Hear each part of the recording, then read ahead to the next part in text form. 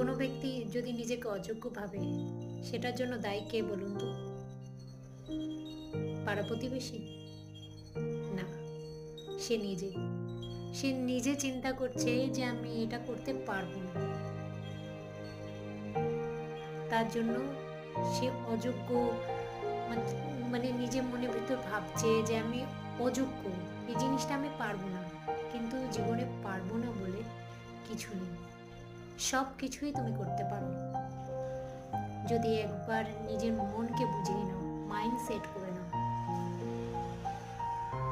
শুধু মাইন্ডটা সেট করে নাও যে আমি পারবো, তো তোমাকে কেউ হারাতে পারবে না, সে যেই হোক।